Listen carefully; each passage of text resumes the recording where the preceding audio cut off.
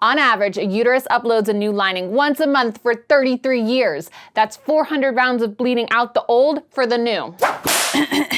Let's get you familiar with the ways to manage all that blood. One option is to just bleed it out in a hut, in a bath, in your underwear. If that's your style, check out these underwear specifically designed to bleed in. They're sleek and super comfy, even when they're full of liquid. This kind in particular is treated with antimicrobial silver to prevent bacteria and odor, so you can wear them all day like any other pair of panties and still be hygienic. My suggestion is to have 2 or more pairs so you can rotate into one while the other is being washed. That's rinse by hand, wash cold, hang dry. Bonus, this brand called Thinks has a buy one fund one program where each purchase funds reusable pads for girls in Uganda. So as students, the girls no longer have to leave or quit school because of the taboo and or distraction of bleeding all over themselves. There's a whole documentary about it that I'll link to in the description. Next up, reusable pads. This one lays across the underwear where you're most likely to bleed, called the gusset, and then the wings wrap around the back and snap to hold it in place. The rickrack bands are so you can easily swap absorbent fleece inserts in and out rather than changing the whole pad,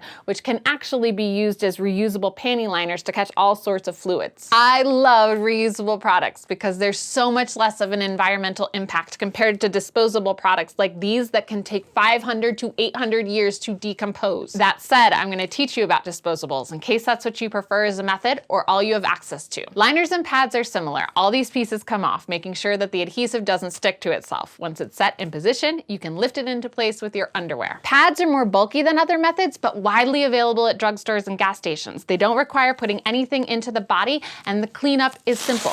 You just take it off the underwear, put it into the packaging, roll it up, and toss it in the trash. Word of caution. As I said, these are bad news bears for the planet. They may also be bad for your body. There's about 4 plastic bags worth of plastic you're putting up right against one of the most exposed and delicate parts of your body. If you can, use them sparingly or get a brand that says organic and unbleached 100% cotton. This goes for tampons too. This is a tampon, this is a tampon, and this is a tampon. By definition, a plug of soft material intended to absorb menstrual blood in the vagina. These are designed to be pushed into the vagina with one's finger. If there's a string on the end, that's for removing it. You can also pull it out by hooking it with one finger, then grabbing the end with 2 fingers. Some, like these, have cardboard or plastic applicators that help slide the tampon into place. The applicator pushes the tampon into the vagina, then the applicator goes in the trash. 4 to 6 hours later, or sooner if it's full, the tampon is then removed and thrown in the trash too. Unless you use one like this, a crocheted tampon I got off of Etsy. This one goes in with one finger, absorbs the blood, is pulled out by the string, then washed like the underwear and reusable pads I mentioned earlier. Softer than what Eve Ensler calls a wad of dry f***ing cotton, but not as soft as sponges. Actual from the sea animal sponges, which go in moist and therefore very softly. Sponges don't have nervous systems like other animals, so removing parts of them from menstruation doesn't harm them. Instead, it actually stimulates their growth. First, get it moist and trimmed to the desired shape. Then, soak it for 5 minutes in a cup of warm water with one of these: